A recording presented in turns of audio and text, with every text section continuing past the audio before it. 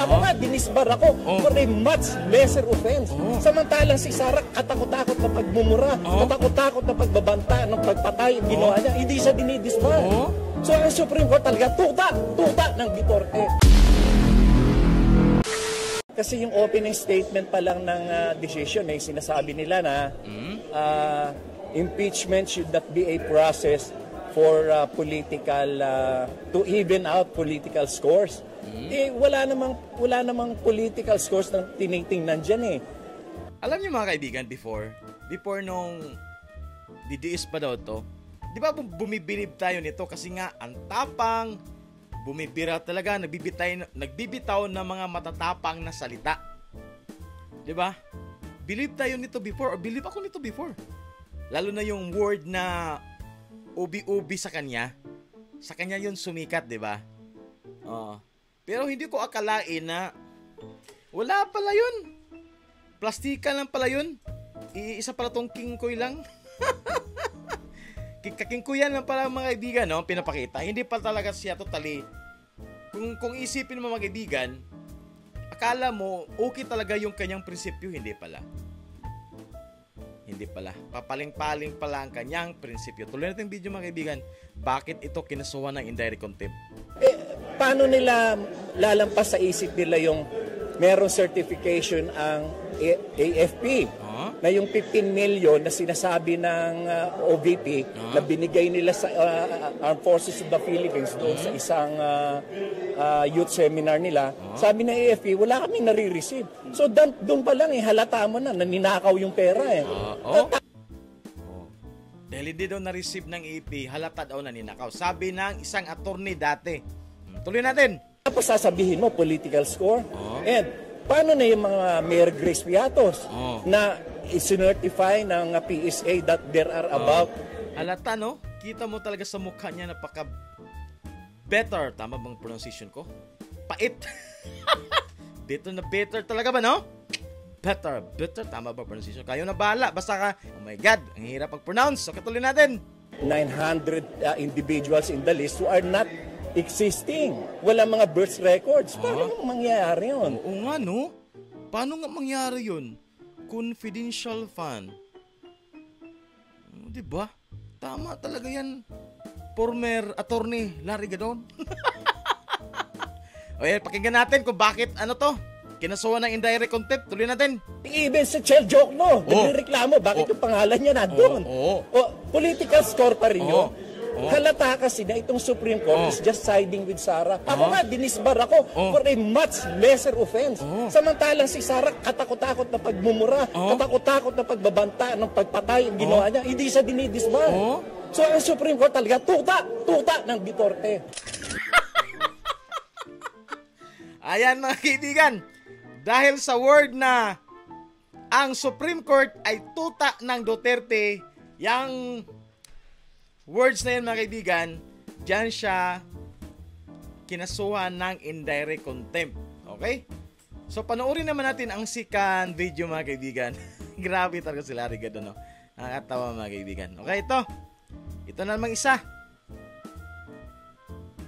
Yan. Magandang hapon po sa inyong lahat. Napalitaan ko may nag-file ng indirect contempt daw laban sa akin. At ang ating pong reaksyon ay... Ano? In the words of Miss Universe 2015 Pia Wurschbach, it's both an honor and a great responsibility. Isang napakalaking karangalan po ang mahanay kasama sila Senator Risa Ontiveros at Congresswoman Leila de Lima na tinatarget at hinaharas ng mga followers ni Kubuloy at saka ni Duterte. Kung tayo man po ay hinaharas ng mga taong ito na alam naman natin na alleged pedophile at mass murderer, then I am at peace. Peace be with you. Obvious na modus ito ng mga Duterte para patahimikin ang kanilang mga kritiko. Ba't anong patahimikin? Kanila pong binibiktima ng legal harassment para tumigil magsalita tungkol sa katibalian, pangungulimbat at pag-aabuso nila sa kapangyarihan. Grabe. Lumang kwento na po ito. Ayan. Luma na daw, guys. Paano naging luma? Bago nga yung sinasabi mo eh. Wala na bang bagong strategy? Napaka-ironic na makasuhan ng indirect contempt ng mga ito na alam naman natin sa kanilang record sa presinto, wala namang respeto sa rule of law. Manalamin po sila. Uy. Sila pa talaga ang nagkaso ng contempt. Kung ito ang consequence ng pananagot kay VP Sara Duterte sa kanyang pangungulimbat sa kaban ng bayan at pang-aabuso sa kapangyarihan, again, I am at peace. Pero hindi eh. Ang komento mo man sa Korte Suprema, kaya ka pinapailan ng indirect contempt. Hindi naman sa pagkomento mo ng kahit ano-anong mga words dyan, laban kang VP Sara. Kinasuhan ka against sa mga sinasabi mo laban sa Korte Suprema. Anong sabi mo? Ayan. Ilatag na lang natin mga sinabi. So meron mga kaibigan, 3 ang kinasuhan kanina doon sa Korte Suprema. Nandun tayo kanina. So una, si Richard Hidarian. Ano bang sabi ni Richard Hidarian? Sabi niya, Supreme Court is now a supreme cuddler. Sabi naman nitong taong to, Supreme cuddler of Sara Duterte. Sabi naman ni Larry Gadon, tuta ng mga Duterte ang Korte Suprema. Yang 3, yun ang mga word nila mga kaibigan. So ano ang kinalaman ng Duterte dyan? Ay sabagay, may kinalaman no? Kasi nga, minensyon nila. Pero may kinalaman na hindi about dahil nag-push ang Duterte, kundi dahil sa mga pronouncement nyo. O pinagbintangan nyo ang Korte Suprema na protector? May kinikilingan? Tama ba yun? Di ba guys? Tama ba yun na pagsabihan mo ang Korte Suprema na protector kayo? Kinikilingan, may kinikilingan. Mga Duterte, pabor kayo sa Duterte. Ayan. Ayan guys. So yun na guys. Kung mapatunayan na nagkasala sila sa indirect contempt, ano ba ang parusa nito mga kaibigan? Ang parusa nito mga kaibigan ay meron kang fine na 30,000 pesos at makukulong up to 6 months. Yan ang kanyang punishment. 6 months, 30,000 kaya nila bayaran, may mga pera naman yan, di ba? Pero yung makulong ka 6 months, parang parang nagkulong sa kwarto ng 6 months na walang kausap. Ang hirap, no? So, yun na nga mga kaibigan. Sabi ni Sedanya na proud siya na mapabilang kang Leila de Lima, Carissa Ontiveros. Pinagyabang niya. Dahil sa pagkikipaglaban sa mga corrupt na opisyal daw na si VP Sara. Yun ang ibig sabihin niya sa sinasabi kanina, di ba? Dahil daw mayroon siyang ipinaglaban para sa taong bayan. Huwag mong gamitin ang taong bayan. Sabihin mo lang, para sa akbayan. Di ba mga kaibigan? Yun ang mga problema sa mga taong to. Pag nagsasalita, yung tipong sila ang representative sa majority ng mga Pilipino, wherein ang kinakarga lang sa kanilang mga shoulder ay yung grupo nila. Di ba? Against sila sa mga plano ng panggoberno. Against. Pero, nasa loob sila ng gobyerno nagtatrabaho. Dapat, kung against ka sa pamamalakan ng gobyerno, dapat never kang mag-hold ng posisyon sa gobyerno. Pero ang ginawa nila, almost lahat ng organisasyon nila merong representative dyan sa Kamara. Diba?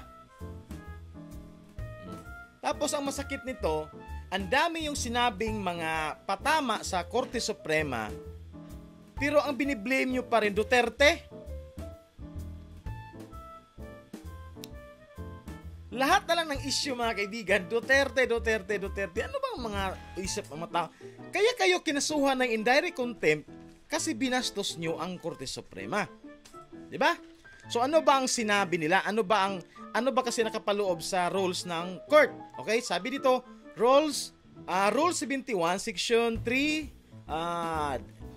D, Rules of Court, regarding sa indirect contempt, kung ang iyong mga sinasabi ay publishes offensive, disrespectful, or scurrilous comments against the court or its judges with a with a clear intent to influence or degrade the court's integrity in pending a case or decision. Ayan, klarong-klaro naman kaibigan. So ano ba yung mga sinasabi nila na tumama sa indirect contempt? Basahin natin. Una, Supreme Cuddler of Sara Duterte. Sino may sabi niyan? Ang may sabi niyan ay si Percival Cerdania. Pangalawa, tuta ng mga Duterte. Sino may sabi? Si Larry Gadon. Ayan. Tapos next, ano ang sinasabi ni Richard Yedarian? Sabi niya, beholden to Duterte, 13 of 15 justices appointed by Duterte. Kaya in other words, meron na talagang bias. So in short, Supreme Court is now Supreme Cuddler. Kaya, base sa mga word na yan mga kaibigan, narinig ni Atty. Topacio, kaya nag-file kanina at kinasuhan ang tatlong personalidad na ito. So titingnan natin mga kaibigan kung ano ang outcome or ano ang tugon o ano ang mangyayari sa kasong yan. Makulong ba ang mga taong to? Wala, hindi naman nakalagay mga kaibigan sa punishment na may bail or whatsoever. Kulong talaga Parang no bail yata to Kumbaga, magbabayad ka ng 30,000 na fines or makukulong ka. Depende siguro yan. I think lang fines siguro to. Depende na yan. Kung masyadong nasaktan ang korte sa mga sinasabi ng mga taong to, tingnan natin, no? Grabe, no? Tapos, kayo ang nagsalita ng pangit. Di ba, pangit? Ang mga sinasabi nyo. Tapos, nang kinasuhan kayo, Duterte pa rin ang biniblame nyo na hinaharas kayo. Oh my God, anong klaseng mindset yan mga kaibigan? Di ba? Kung ito po ang halaga at bayad do sa ating paninindigan para sa katotohanan at katarungan, caring-carry naman. Oy, caring-carry. Caring-carry naman pala. Ba't ka umiyak? Kasi sa dulo, ang mahalaga, manindigan para sa taong bayan. Taong bayan na naman kasi ba? Yan ang problema dyan mga kaibigan, no? Taong bayan na naman ang ginagamit. Di ba? So yun na nga mga kaibigan. Dahil sa pangyayaring yan, meron na naman tayong natutunan. What is indirect contempt? So yun na nga, yung nangyari kanina, yan yung tinatawag na indirect contempt. Yung tipong private citizen ang mag-file ng kaso regarding sa mga taong naninira sa reputasyon ng mga justices sa highest court or the higher court. Yan. So may natutunan naman tayo. So ano yung fines niya? 30,000 pesos. At or makulong ito ng 6 months. Di ba? Tapos may natutunan naman tayong mga words. Ayun. Mga define, no? Kaya maganda mag-content ng mga ganito mga kaibigan, matuto tayo, okay? So yun na nga mga kaibigan, I hope nag-enjoy kayo sa topic natin sa araw nito mga kaibigan regarding sa indirect contempt sa tatlong individual na nagbibitaw ng mga unusual words laban sa ating mga justices dahil sa desisyon na pumabor kang BP Sara. So, ano yung output or outcome na nangyari? Duterte pa rin ang kanilang biniblame. Biniblame lang Duterte na kinasuhan sila ng indirect contempt. Ni Atty. Topacio, marami sila doon Sino pa yung ibang abogado doon? Yung nasa isiminay na abogado, kalala. Marami kanina doon ng mga individuals mga kaibigan. Kung nakita nyo yung post ko kanina, yun nasa regarding sa, pero hindi masyadong nag-click yun. Okay, so kaya naggumawa tayo ng reaction para pag-usapan natin kung ano itong indirect contempt, sino itong mga tao na kinasuhan. At the same time, natuto rin tayo kung ano ba ang mga words or mga bagay na magiging dahilan para kasuhan ka ng indirect contempt. So ano ang kaibahan ng direct contempt at saka indirect contempt? O, di ba? Nalaman na rin natin. Direct contempt, yan yung doon mismo sa courtroom na may ginawa kang unusual, kinontempt ka ng judge. So, yun ang direct contempt. Indirect contempt, mga private citizen ang mag-file sa mga taong nambastos sa ating mga huwes. Ayan. So, yun na nga po mga kaibigan. I hope nag-enjoy kayo sa ating video. Huwag po kalimutan mag-like, share, and subscribe. Until next time, babush mga kaibigan. Bye-bye!